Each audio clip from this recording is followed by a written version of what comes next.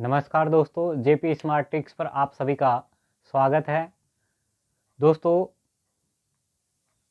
Army का ये batch चल रहा है, इसमें आप लगातार कंटिन्यू बने रहिए। जो कल की वीडियो थी उसमें हमने लास्ट में किसी कारणवश से वीडियो कट हो गई थी लास्ट पर्सन पर, उसको अभी देख लेते हैं। वर्क का एक पर्सन था, देखिए क्या था। कुछ ऐसा लिखा हुआ था कि 51 का स्क्वायर माइनस 49 का स्क्वायर, इसका मान ज्ञात करना था। तो हमने इसको दो तरीके से करना सीखा था, लेकिन किसी कारणवश से वीडियो कट गई थी, तो उसको मैं बता देता हूँ सेकंड टाइप क्या था। फर्स्ट टाइप तो हमने देख लिया था। क्या देखा था कि 51 का स्क्वायर किया था तो 2601 आया था। सेकंड 49 का स्क्वायर किया था तो 2401 आया था। जब इसमें से इसको माइनस करोगे तो आपका आ गया था 200 आंसर। सेकंड टाइप क्या था कि इसको हमने ए माना था, इसको बी माना था, तो ये ए का स्क्वायर लिखा हुआ है, ये बी का स्क्वायर लिखा हुआ है, ठीक है, और बीच में माइनस चिन्ह लगा हुआ है। तो दोस्तों, आपने कहीं ना कहीं एक बात ज़रूर देखी होगी कि जब दो संख्याओं का वर्ग हो और उनके बीच में अगर माइनस का चिन्ह होता है तो उन संख्याओं को एक बार जोड़ देते हैं और एक बार घटा देते हैं, ठीक है। तो इसी हिसाब से ए का मान दिया हुआ 51, बी का मान दिया हुआ 49, तो एक बार दोनों को जोड़ो और एक बार घटाओ। तो जब जोड़ेंगे तो 51 प्लस 49, 51 माइनस 49, तो ये बनेगा आपका 100, 100 गुना ये बनेगा 2, तो आपका आंसर कितना आ गया 200। तो आप इस तरीके से भी कर सकते हैं, इस तरीके से भी कर सकते हैं। तो वर्ग हम देख चुके थे, आज हम वर्गमूल देखेंगे कि वर्गमूल कैसे निकालते हैं और उस पर किस टाइप से पर्सन बनते हैं, ठीक है दोस्तों।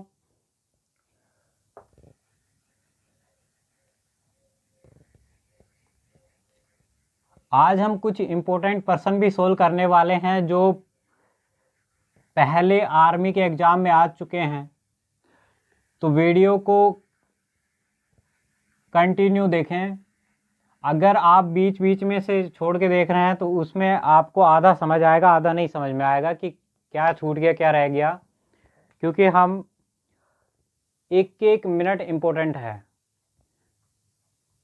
देखिए, वर्गमूल, वर्गमूल कैसे निकालते हैं, क्या इसका तरीका होता है, और ऐसा तरीका भी सीखेंगे जिसमें बिल्कुल आसानी से आप निकाल दो, कम कैलकुलेशन हो, टाइम भी कम लगे, ठीक है।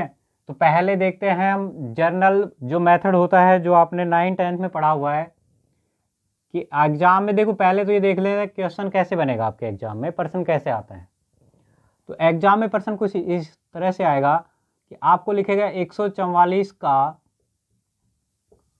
वर्गमूल ज्ञात करें, या इसको ऐसा भी लिख सकता है रूट 144, या इसको ऐसे भी लिख सकता है 144 की घात 1/2। तो एग्जाम में पर्सन 3 टाइप से पूछा जाता है। आपको डायरेक्ट वर्ड में लिख दे कि वर्गमूल ज्ञात कीजिए, या फिर इस टाइप से रूट निकाल दे तो भी वर्गमूल ही है, या इसकी घात 1/2 कर दे। तीनों का मीनिंग एक ही है कि वर्गमूल ज्ञात करना है, ठीक है। तो 144 का हम पहले जर्नल तरीका सीखते हैं, जो आपने पहले सीखा हुआ है, ठीक है। तो जर्नल तरीके में क्या करते हैं, ये तरीका काम नहीं आने वाला, अगर नहीं समझ में आए कोई बात नहीं, ठीक है। तो पहले इधर से राइट से दो दो के जोड़े बनाते हैं, एक जोड़ा बन गया, अब इसका जोड़ा नहीं बन रहा तो इसके साथ क्या लगा देंगे 0। अब देखो, दो जोड़े बन गए। अब इसको सोल्व करने की कोशिश करते हैं कि यहाँ 0 1 1 है, तो 1 को 1 से इधर करते हैं गुणा, गुणा करके लिखते हैं। 1 को 1 से गुणा करेंगे तो कितना आएगा 1, और इधर लिखते हैं जोड़कर, 1 और 1 कितना हो गया 2, 1 में से 1 गया तो कितना आया 0। अब अगला जोड़ा उतार दो, अकेला अंक नहीं उतरेगा, पूरा जोड़ा उतरता है, ठीक है। अब यहाँ ऐसी संख्या सोचो कि उस संख्या से इस पूरी संख्या को गुणा करने पर 44 आ जाए, तो सोचो। तो यहाँ 2 लिख दूँ तो यहाँ भी 2 आएगा, जो यहाँ लिखोगे सेम टू सेम वही संख्या यहाँ आएगी। तो जब 2 को इससे गुणा करो कितना आ गया 44, पूरा पूरा चला गया। तो पहले हमने क्या लिया था 1, बाद में हमने क्या लिया 2, तो इसका वर्गमूल कितना आ गया 12। क्यों? क्योंकि 144 किसका वर्ग होता है 12 का। तो ये जर्नल तरीका था वर्गमूल ज्ञात करने का, ठीक है। लेकिन इस विधि से हम एग्जाम में प्रश्न नहीं सोल्व करेंगे, ये केवल आपको दिखाने के लिए था कि भाई जर्नल तरीका ये होता है। हम तो डायरेक्ट फॉर्मूला, जो भी डायरेक्ट ट्रिक होगी उससे सोल्व करेंगे, उससे बहुत जल्दी आंसर आएगा, टाइम की बचत होगी, कैलकुलेशन भी कम होगी, तो गलतियाँ भी कम होंगी, ठीक है। तो ये वाला यूज नहीं करेंगे, हम दूसरा वाला यूज करते हैं। तो देखिए सेकंड क्या है,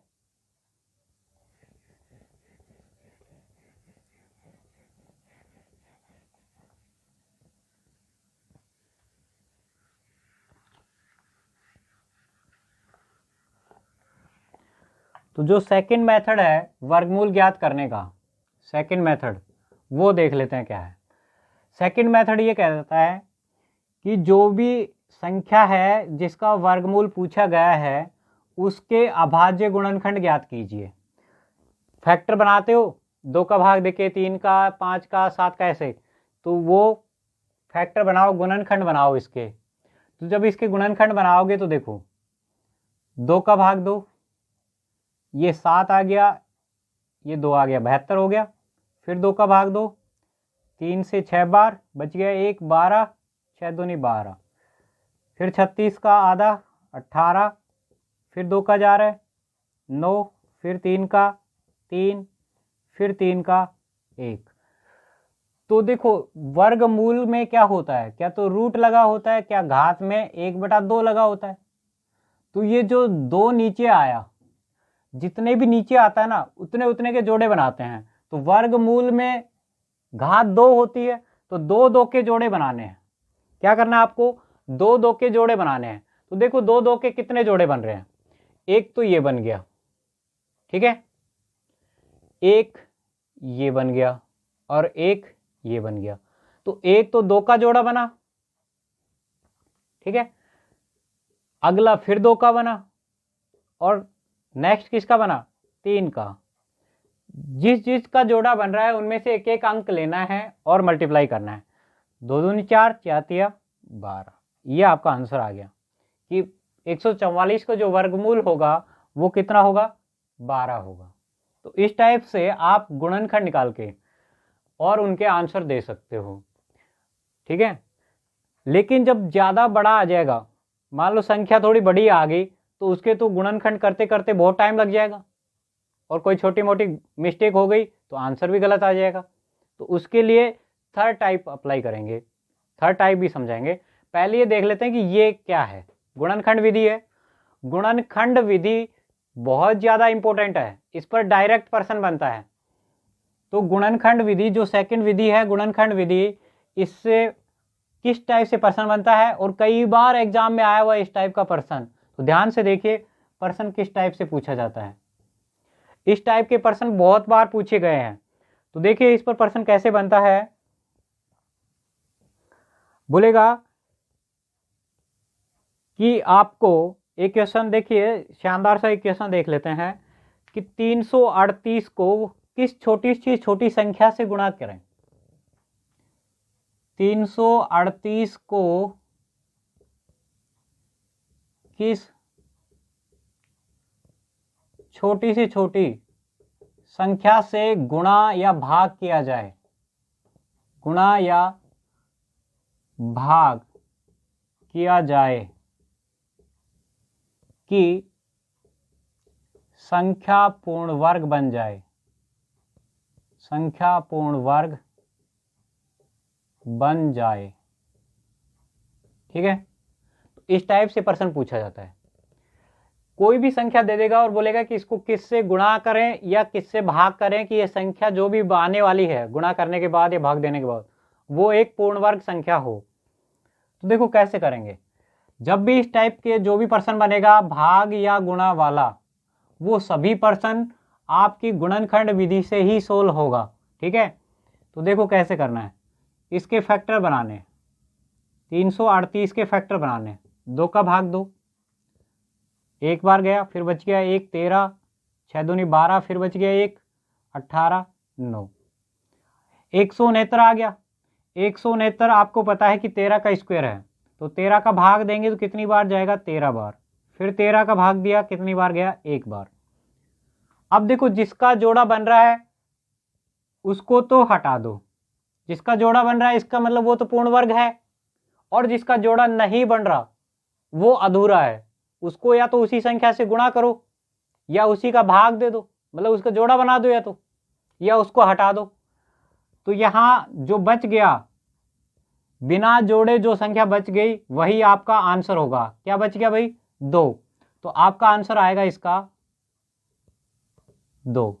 ठीक है, जिस संख्या का जोड़ा नहीं बनता उसी से गुणा करना है या भाग करना है। तो इस टाइप के जो भी प्रश्न बनेंगे गुणा और भाग वाले, वो सभी के सभी आपको गुणनखंड विधि से ही सोल्व करने होंगे, इसमें कोई गलती होने का चांस नहीं है। ठीक है, ना ही ज्यादा टाइम लगेगा। एक और प्रश्न लेते हैं। यहां पर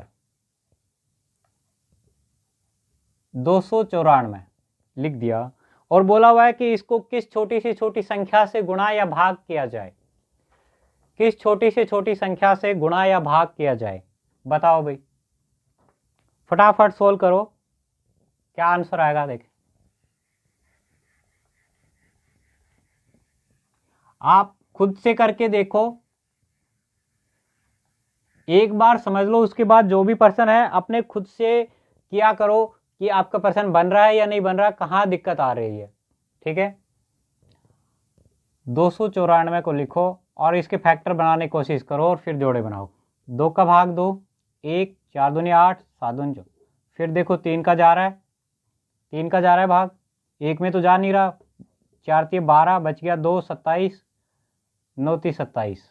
ठीक है, फिर 7 का जा रहा है 7 बार, फिर 7 का जा रहा है 1 बार। ठीक है, तो देखो इसका तो जोड़ा बन गया, इसका मतलब इसको तो गुणा नहीं करना, शेष जो बच गया इसका भी जोड़ा नहीं बन रहा और इसका भी जोड़ा नहीं बन रहा, ना 2 का जोड़ा बन रहा है ना 3 का।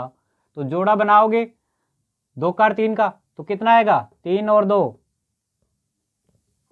तो इसका आंसर आ गया 6। जो भी इस टाइप के जो भी प्रश्न होंगे उनमें जोड़े जिसके नहीं बन रहे वही आपका आंसर होगा, ध्यान रखना इस चीज का। कर लोगे इस टाइप से? अगर कोई डाउट हो तो आप कमेंट करना इस पर। नेक्स्ट प्रश्न देखते हैं दोस्तों। नेक्स्ट प्रश्न क्या है कि 4 अंकों की सबसे बड़ी पूर्ण वर्ग संख्या होगी। 4 अंकों की सबसे बड़ी पूर्ण वर्ग संख्या निकालनी है। तो देखिए इस टाइप को कैसे सोल्व करेंगे।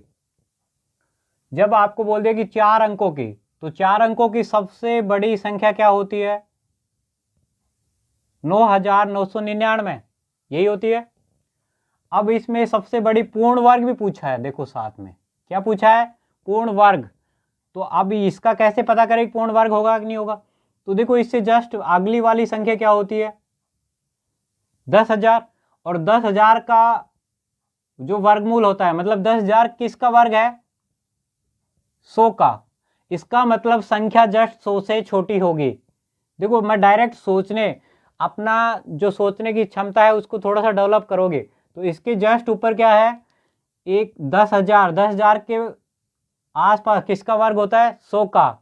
100 का वर्ग कितना होता है? 10,000 ही होता है। इसका मतलब जस्ट इससे छोटी संख्या जो होगी उसका वर्ग क्या होगा? सबसे बड़ा होगा। तो इससे जस्ट छोटी संख्या क्या है? 99। तो 99 का वर्ग जो भी होगा वो सबसे बड़ी 4 अंकों की सबसे बड़ी संख्या होगी। तो 99 का वर्ग करिए। 99 का वर्ग करना मैंने सिखाया था 100 के आसपास वाली संख्याओं का। 100 से कितना कम है? 1 कम है। तो 1 का वर्ग कितना होगा? 1। हमें 2 अंक लिखने थे तो दूसरा नहीं है तो क्या लिखोगे? 0 लिखोगे। अब देखो -1 है, 1 कम है, तो 1 कम कर दो 99 में से, कितना आंसर आ गया? 9801। बस यही आपका आंसर होगा। ठीक है, अगर आपको जहां नहीं समझ में आ रहा वीडियो को दोबारा देखिए शुरू से और ध्यान से देखिए, उसको समझ आएगा। अगर कहीं डाउट होती है तो मेरे को आप कमेंट करके बता सकते हैं। ठीक है, अब नेक्स्ट प्रश्न देखते हैं एक और। ये तो था सबसे बड़ी संख्या का। दूसरा एक और बनता है कि 4 अंकों की सबसे छोटी संख्या जो पूर्ण वर्ग है, बताओ क्या होगी। आप लोग निकालने की कोशिश करो, देखिए क्या होगी, खुद से सोचने की कोशिश करो कैसे आएगा। बड़ी की जगह छोटी कर दो, सबसे छोटी 4 अंकों की चाहिए, ठीक है। तो देखो सबसे छोटी संख्या क्या होगी, सबसे छोटी संख्या क्या होती है, 1000। अगर इससे छोटी करोगे तो वो 3 अंकों की बन जाएगी। इसका मतलब क्या है कि 1000 से बड़ी होगी संख्या, ठीक है। तो 1000 के आसपास अगर आप वर्ग देखो तो 31 का होता है 961, 31 का होता है। तो इसका मतलब 31 का होता है जस्ट इससे छोटा। तो इससे जस्ट अगला कौन सा होगा, 32 का स्क्वायर, ठीक है। 32 का स्क्वायर, तो 32 का स्क्वायर कितना होगा, 32 का स्क्वायर बताओ कितना होगा। जब 32 का स्क्वायर निकालोगे,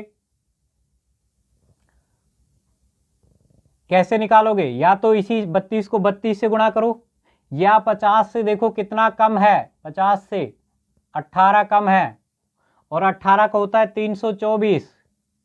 18 का वर्ग कितना होता है, 324। हमें तो 2 ही अंक चाहिए थे, जो तीसरा अंक बच गया उसको रख लो 3 को। 25 में से 18 गया, कितना बचा, 17। 17 में 3 जोड़ो, कितना आया,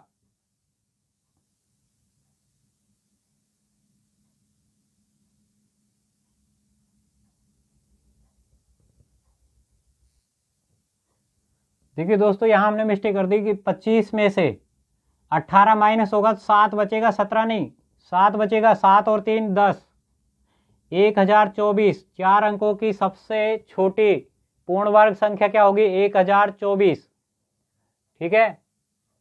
तो इसी प्रकार से आप सभी प्रश्नों को सोल्व करते जाएंगे, ठीक है।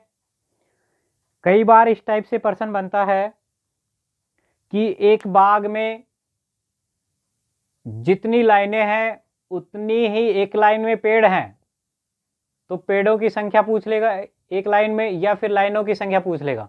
तो उस टाइप के प्रश्न भी हम करेंगे जब तीसरा टाइप हो चुका होगा। तो थर्ड टाइप पर चलते हैं। ये सेकेंड टाइप प्रश्न हो चुके हैं गुणनखंड विधि वाले। अब थर्ड चलते हैं डायरेक्ट शॉर्ट विधि, जो है डायरेक्ट वर्गमूल निकालने वाली, सबसे इंपॉर्टेंट है।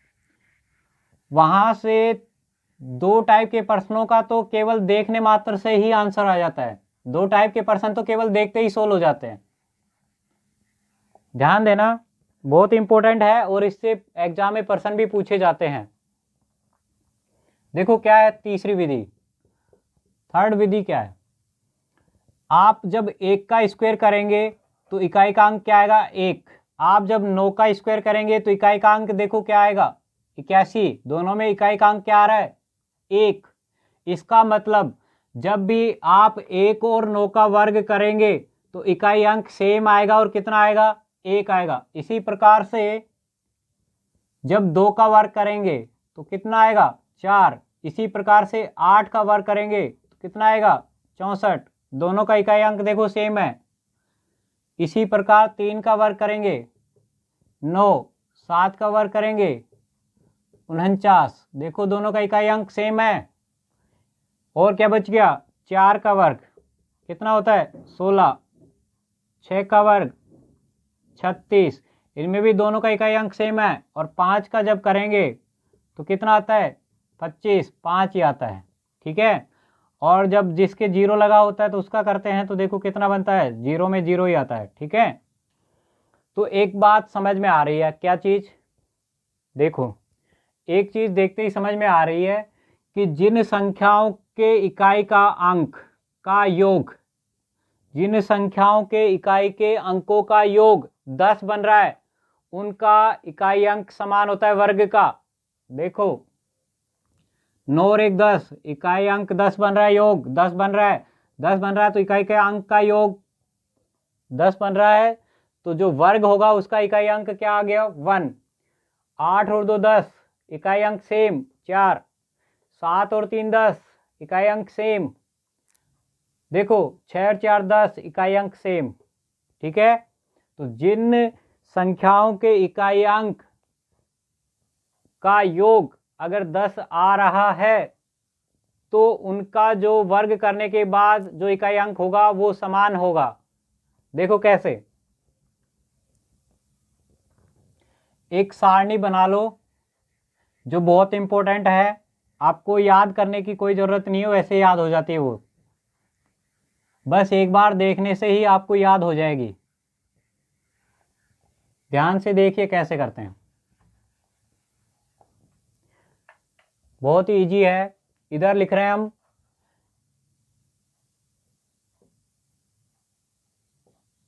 संख्या का इकाई अंक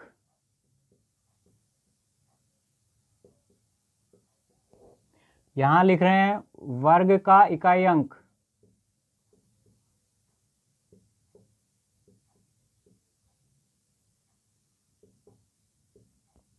फिर यहां लिखेंगे वर्ग के अंतिम दो अंक,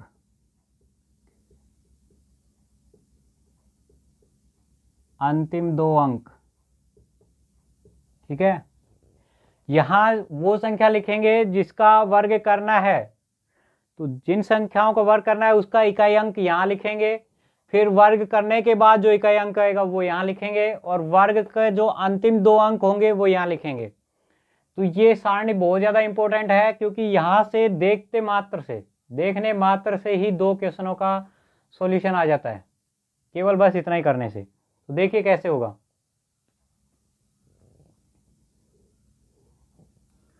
अगर किसी संख्या का इकाई अंक 1 या 9 है तो उसका जब वर्ग करेंगे तो इकाई अंक दोनों का सेम आता है, कितना? 1।